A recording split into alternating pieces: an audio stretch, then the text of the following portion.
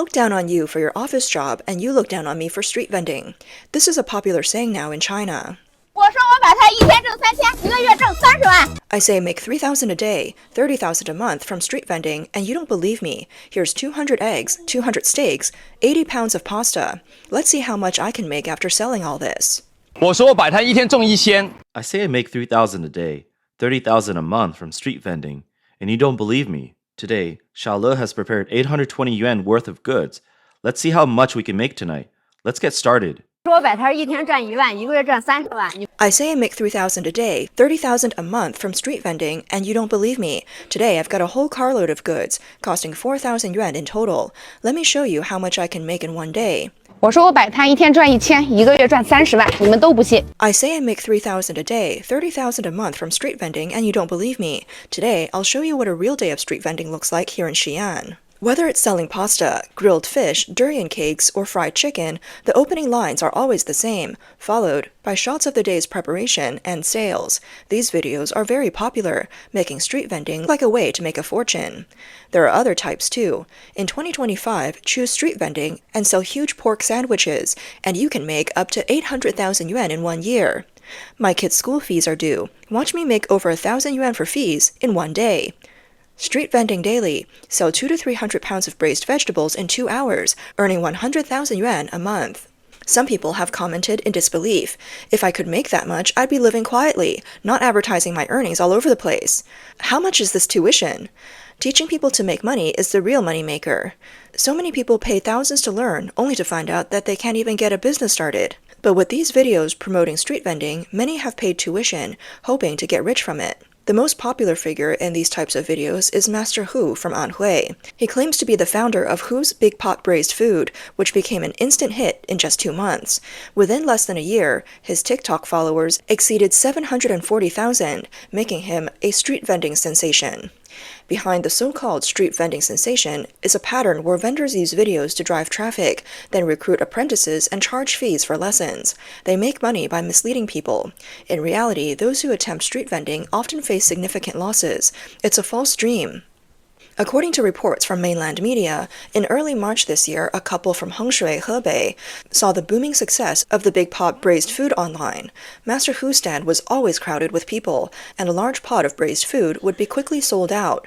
Inspired by this, the couple decided to start their own business. They traveled to Anhui to learn the craft, paid a tuition fee of almost 3,000 yuan, and after a 3-day course, they bought a tricycle, a big pot, ingredients, and other necessary equipment.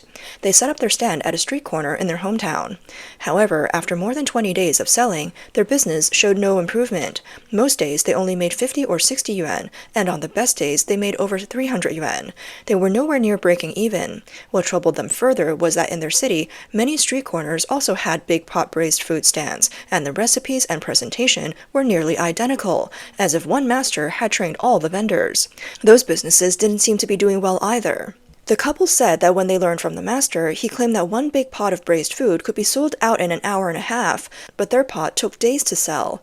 When they saw the crowds at the master's stall, they expected a similar turnout, but when they set up their own stand, there was no one in sight.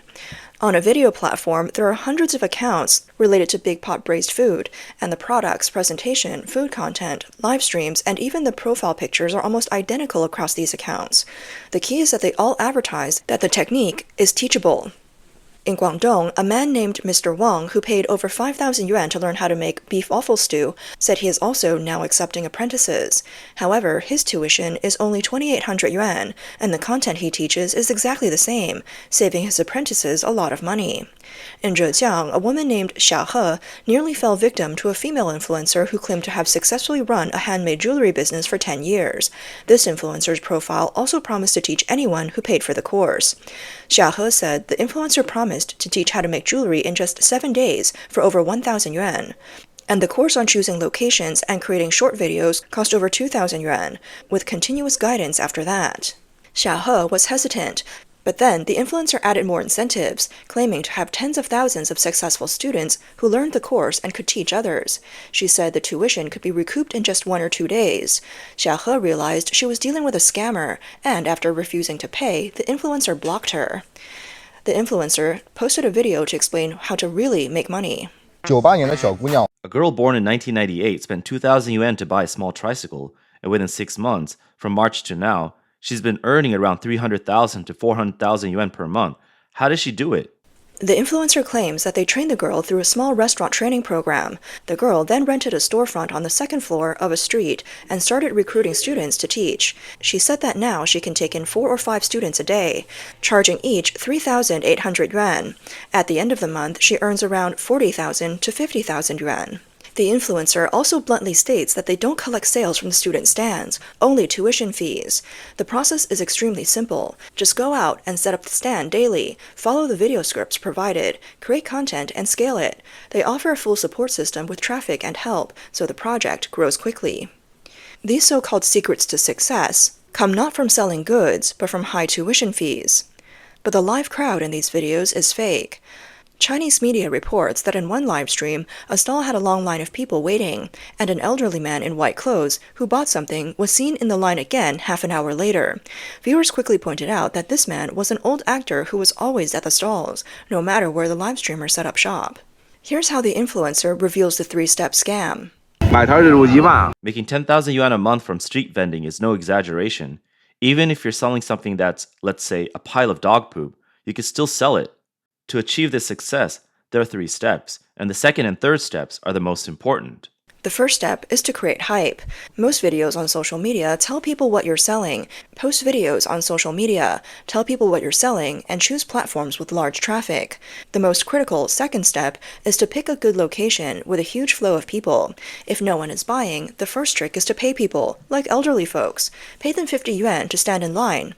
They're happy to do it and can stand in line all day. The second trick is to have the elderly people pay 50 yuan in advance, telling them they can collect 20 yuan worth of goods every day for 5 consecutive days, but the actual cost is far less than that. They're happy to do it. If you're even bolder, you can have them come for 10 days straight. Once the line forms, people will get curious about what's being sold and come to check it out. If you keep doing this for 2 weeks, it's a success. The third crucial step is to keep posting videos every day on social media, claiming that everything has sold out and showing how much revenue was made. Regardless of the actual sales figures, they say they earn 5,000 to 6,000 yuan daily and that everything is sold out. This will attract people who want to learn, leading to more tuition fees. To summarize, it's all a scam. The traffic is fake, the crowds are fake, and the teaching content is fake. So, what's the reality of street vending? I'm probably the only one in the street vending space who dares to tell the truth. In reality, street vending is almost always quiet, with very few people around. Whether it's a fixed stall or a mobile one, most street vendors make between 500 to 800 yuan a day. A few newcomers might make around 200 to 300 yuan, and some are even worse off, with daily sales as low as 100 yuan or even just a few dozen yuan. 我跟你们说，不要对出摊抱有太大的希望。 Let me tell you, don't have too much hope for street vending. Today, I set up at 5 p.m., worked until 1 a.m., and just got home. I worked for 7 hours and sold 3 items. 1 bought by a passerby, and 2 were from online followers. I made a total of 48 yuan. I went and bought a sandwich for 19 yuan, not to mention the water I drank. My raw material costs weren't even counted. Today was another loss. The vendors shared that when they first saw others making 1,000 to 2,000 yuan a day, they thought they could make at least 500 to 600 yuan, even if they didn't turn a profit. But that wasn't the case. Eventually, they lowered their expectation to 300 to 400 yuan, but still, it didn't even reach 100 yuan. Their vending cart also broke down. They continued, saying, the cart kept making a horrible noise on the road, and it was uncomfortable to drive. It was really frustrating. I wasted food, didn't make any money, and I just wanted to cry. There are even vendors who end up pouring out or throwing away their unsold drinks and other products. This is the hard-earned cost of vending. 真的只有傻子才会摆摊，我就是那种大傻逼。 Only a fool would go into street vending, and I'm that fool. It's 5 a.m. now, and I'm so anxious I can't sleep. I want to warn everyone, don't blindly start a business or go into street vending. It's really not as easy as you think. The influencer warns that people wanting to start vending should think carefully about why such a low-cost business would succeed for them. If you succeed, how will it happen? The reality is not millions in profit. You don't just lose all your money, you burn yourself out and end up with nothing. Other vendors who have been in the business have revealed more harsh truths. 就是在上海，我们看到大部分的摊位都是不合法的。 Most stalls I've seen in Shanghai are illegal. Near school entrances or subway stations, they are mostly unlicensed. If they get reported, the consequences can be very severe. Legitimate street vending usually requires a business license, and if you're selling food, you need a food safety certificate and a health certificate. There are a lot of people online teaching street vending tricks and claiming high incomes, but they never mention the risks of unlicensed vending. And sometimes the fines are really high. The vendor admits that they were misled by online advice. After doing research, they found that vending in the correct places requires paying venue fees. Even if you do get in, you're surrounded by competition. The spots are already taken, and the hidden costs are high. The initial investment is significant, and getting back your investment is difficult. If you're not careful, you'll suffer heavy losses. One vendor explained that street vending is an extreme challenge for both physical and mental endurance. The supposed freedom you think you get from vending is actually just a trap. You almost can't afford to take a day off because your income is calculated daily, and missing a day means less income for your livelihood. What you think of cooperation and learning from other vendors is actually a battleground filled with intrigue and competition. Emotions, internal struggles, and endless exhaustion take their toll.